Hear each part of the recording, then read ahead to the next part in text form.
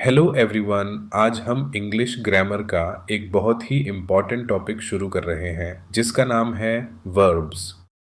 अक्सर students grammar पढ़ते समय टेंस, सेंटेंस या रूल्स में उलझ जाते हैं, लेकिन असली प्रॉब्लम वर्ब्स की क्लियर अंडरस्टैंडिंग न होने की होती है। इस लेसन में हम वर्ब्स को बेसिक से लेकर क्लियर कंसेप्ट तक स्टेप बाय स्टेप समझेंगे।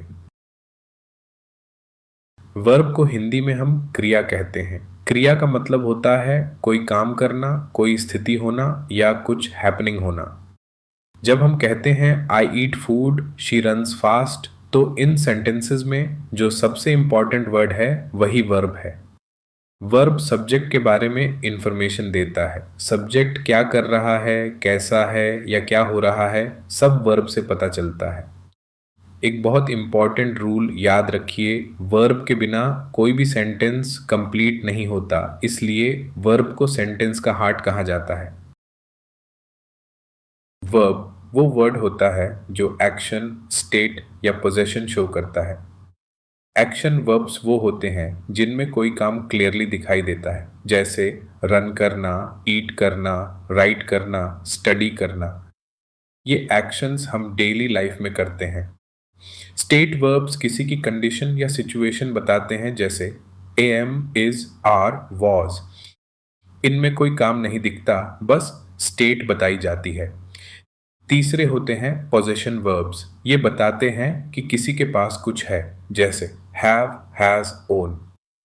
तो वर्ब सिर्फ एक्शन तक लिमिटेड नहीं होता, बल्कि कंडीशन और ओनरशिप भी बताता है।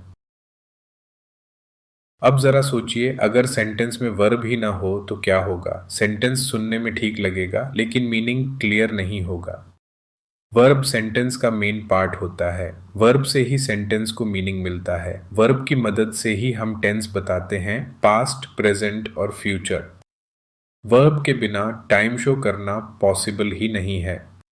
सब्जेक्ट और वर्ब का करेक्ट मैच भी वर्ब से ही होता है, और जब वर्ब सही होता है तो आपकी इंग्लिश क्लियर, कॉन्फिडेंट और प्रोफेशनल लगती है। अब हम वर्ब्स को कैटेगरीज में समझते हैं ताकि कंफ्यूजन कम हो। पहला टाइप है helping verbs. Helping verbs main verb की हेल्प करते हैं।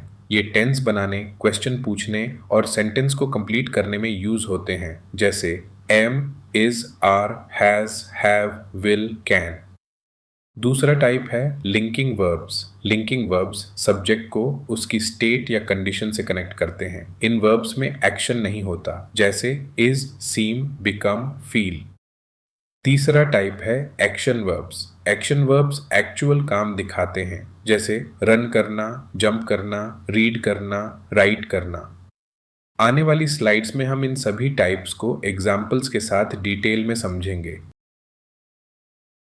एक्शन वर्ब्स, जिन्हें हम डूइंग वर्ब्स भी कहते हैं।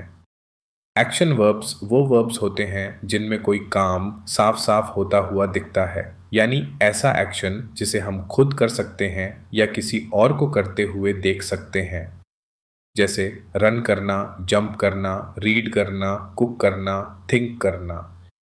ये सभी एक्शंस हमारी डेली लाइफ से जुड़े हुए हैं। जब हम कहते हैं the boy runs fast, mother कुक्स food, तो यहाँ जो एक्टिविटी हो रही है वही एक्शन वर्ब है। एक सिंपल ट्रिक याद रखिए, अगर आप खुद से पूछें can I do this action और आंसर यस आए तो वो एक्शन वर्ब है। लिंकिंग वर्ब्स का काम होता है सब्जेक्ट को उसकी स्टेट या कंडीशन से जोड़ना, यानी सब्जेक्ट क्या कर रहा है ये नहीं, बल्कि सब्जेक्ट कैसा है या किस हालत में है ये बताना। जैसे he is happy, the food smells good, she became a teacher. यहाँ कोई फिजिकल एक्शन नहीं हो रहा, बस सब्जेक्ट के बारे में इंफॉर्मेशन दी जा रही है। Is, am, are, was, were, ये सबसे कॉमन लिंकिंग वर्ब्स हैं। आप इन्हें मैथ्स के इक्वल साइन की तरह समझ सकते हैं। हेल्पिंग वर्ब्स, जिन्हें ऑक्सिलरी वर्ब्स भी कहा जाता है, हेल्पिंग वर्ब्स मेन वर्ब के साथ मिलकर सेंटेंस को कंप्लीट करते हैं। अकेले ये स्ट्रॉन्ग मीनिंग नहीं देते, लेकिन टेंस बनाने में इनका रोल बहुत इंपॉर्टेंट होता है। जैसे I am reading now, she has finished her work, do you like tea. यहाँ एम, हैज़, डू, ये सभी हेल्पिंग वर्ब्स हैं। हेल्पिंग वर्ब्स क्वेश्चंस बनाने, नेगेटिव सेंटेंसेस बनाने और डिफरेंट टेंसेस दिखाने में यूज होते हैं। Am, is, are, was, were, has, have, do, did, will, can, ये सभी कॉमन हेल्पिंग वर्ब्स हैं। अब हम वर्ब्स को ऑब्जेक्ट के आधार पर समझते हैं। ट्रांसिटिव वर्ब्स वो होते हैं जिनके बाद ऑब्जेक्ट जरूरी होता है। जैसे शी रोट अ लेटर। यहां हम पूछ सकते हैं क्या लिखा, आंसर मिलता है, इसलिए ये ट्रांसिटिव वर्ब है। इंट्रांसिटिव वर्ब्स को ऑब्जेक्ट की जरूरत नहीं होती। जैसे the baby cried, birds fly. यहां एक्शन अपने आप कंप्लीट हो जाता है। एक आसान रूल याद रखिए, वर्ब के बाद व्हाट या whom पूछो। अगर आंसर मिले तो ट्रांजिटिव, अगर आंसर न मिले तो इंट्रांजिटिव। अब हम पास्ट टेंस से जुड़े वर्ब्स को समझते हैं। रेगुलर वर्ब्स सिंपल होते हैं। इनमें पास्ट टेंस बनाने के लिए वर्ब के साथ ईडी जोड़ देते हैं। जैसे walk becomes walked, play becomes played. Irregular verbs थोड़े ट्रिकी होते हैं। इनके पास्ट फॉर्म्स बदल जाते हैं और इन्हें याद करना पड़ता है। जैसे go becomes went, eat becomes ate, write becomes wrote. Irregular verbs का कोई फिक्स्ड रूल नहीं होता, इसीलिए प्रैक्टिस बहुत जरूरी है। फाइनाइट वर्ब्स वो वर्ब्स होते हैं जो सब्जेक्ट और टेंस के अकॉर्डिंग चेंज होते हैं। जैसे she Yeats food, they eat food. यहाँ वर्ब सब्जेक्ट और टाइम दोनों के साथ चेंज हो रहा है, इसीलिए इसे फाइनाइट वर्ब कहते हैं। फाइनाइट वर्ब हमेशा सेंटेंस का मेन वर्ब होता है। इसके बिना सेंटेंस कंप्लीट नहीं माना जाता। अब नॉन फिनाइट वर्ब्स की बात करते हैं। नॉन फिनाइट वर्ब्स सब्जेक्ट या टेंस के अकॉर्डिंग चेंज नहीं होते। ये अकेले सेंटेंस कंप्लीट नहीं कर सकते। जैसे eating, to eat, broken. Simple language में कहें, फाइनाइट वर्ब सेंटेंस को कंप्लीट करता है और नॉन फाइनाइट वर्ब सेंटेंस को सपोर्ट करता है। इन्फिनिटिव का मतलब होता है टू के साथ वर्ब का बेस फॉर्म। जैसे to eat, to read. Infinitives कई बार नाउन की तरह बिहेव करते हैं। जैसे to learn English is important. यहां पूरा फ्रेज सब्जेक्ट की तरह काम कर रहा है। इन्फिनिटिव्स ऑब्जेक्ट की तरह भी यूज होते हैं। जैसे I like to read books. यहाँ to read books verb like का ऑब्जेक्ट है। अब एक बहुत इंपॉर्टेंट रूल याद रखिए, मोडल वर्ब्स के बाद इन्फिनिटिव में टू नहीं आता। हम कहते हैं I can go, not I can to go. Gerund verb का आईएनजी फॉर्म होता है, लेकिन इसका यूज नाउन की तरह होता है। यही पॉइंट स्टूडेंट्स को सबसे ज्यादा कंफ्यूज करता है। जैसे swimming is good for health, reading improves knowledge, I enjoy writing stories. यहाँ स्विमिंग, रीडिंग और राइटिंग कोई एक्शन नहीं दिखा रहे, बल्कि एक्टिविटी या थिंग की तरह बिहेव कर रहे हैं। याद रखिए, जीरंड हमेशा आईईएनजी में होता है, लेकिन इसका टेंस से कोई रिलेशन नहीं होता। Enjoy, like, love, avoid, stop जैसे वर्ब्स के बाद जीरंड का यूज बहुत कॉमन है। पार्टिसिपल्स वर्ब से बने हुए एडजेक्टिव्स होते हैं। इनका मेन काम नाउन को डिस्क्राइब करना होता है। प्रीजेंट पार्टिसिपल आईएनजी फॉर्म होता है। जैसे ए रनिंग चाइल्ड, अ सिंगिंग बर्ड, मतलब बच्चा जो अभी रन कर रहा है। पास्ट पार्टिसिपल V3 फॉर्म होता है। जैसे a broken glass, a written letter, मतलब काम पहले ही कंप्लीट हो चुका है। परफेक्ट पार्टिसिपल में हैविंग प्लस V3 यूज होता है। जैसे having finished the work he left. इससे पता चलता है कि एक एक्शन पहले हुआ और उसके बाद दूसरा एक्शन हुआ। इंग्लिश ग्रामर में ऑलमोस्ट हर वर्ब की 5 फॉर्म्स होती है। इन फॉर्म्स को समझना टेंस और सेंटेंस स्ट्रक्चर के लिए बहुत ज़रूरी है। V1 बेस फॉर्म होती है, जैसे गो। V2 पास्ट फॉर्म होती है, जैसे वेंट। V3 पास्ट पार्टिसिपल होती है, जैसे गॉन।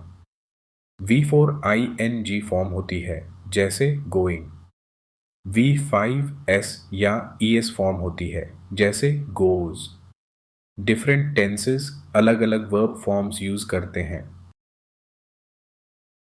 अब तक हमने वर्ब्स और उनकी फॉर्म्स को अलग अलग समझा। अब ज़रूरी है ये समझना कि वर्ब्स और टेंसेस एक दूसरे से कैसे जुड़े हुए हैं। इंग्लिश में हर टेंस एक पर्टिकुलर वर्ब फॉर्म यूज़ करता है। प्रेजेंट टेंस में हम V1 या V5 फॉर्म यूज़ करते हैं, जैसे I play cricket, he plays cricket. Past tense में हमेशा V2 फॉर्म यूज़ होता है। सब्जेक्ट चेंज होने से वर्ब फॉर्म चेंज नहीं होता। आई प्लेड क्रिकेट और ही प्लेड क्रिकेट दोनों सही हैं। परफेक्ट टेंस में हेल्पिंग वर्ब के साथ V3 फॉर्म आता है, जैसे I have played, he had gone. Continuous tense में am, is, are, was, were के साथ ing फॉर्म आता है, जैसे I am playing, he was playing. अगर आपको वर्ब फॉर्म क्लियर है तो टेंस अपने आप क्लियर हो जाता है। यह इंग्लिश ग्रामर का सबसे बेसिक और सबसे इंपॉर्टेंट रूल है। इस रूल का मतलब है वर्ब हमेशा सब्जेक्ट के अकॉर्डिंग होना चाहिए। सिंगुलर सब्जेक्ट के साथ वर्ब में s या es लगता है, जैसे he reads books, she works hard. Plural subject के साथ वर्ब का बेस फॉर्म यूज होता है, जैसे they read books, we work together. Students यहाँ बहुत कॉमन मिस्टेक करते हैं। ही प्ले बोल देते हैं या दे प्लेज बोल देते हैं।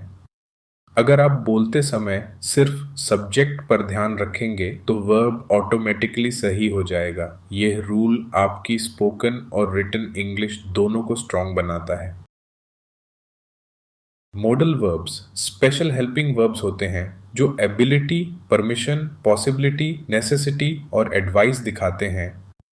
कैन और कुड एबिलिटी या परमिशन दिखाते हैं। कैन थोड़ा डायरेक्ट लगता है और कुड थोड़ा पोलाइट लगता है। विल फ्यूचर डिसीजन शो करता है। वुड पोलाइट रिक्वेस्ट या सॉफ्ट टोन क्रिएट करता है। मे और माइट पॉसिबिलिटी दिखाते हैं। मे का मतलब चांस ज़्यादा और माइट का मतलब चांस थोड़ा कम। मस्ट स्ट्रॉन्ग नेसेसिटी दिखाता है। शुड एडवाइस देता है।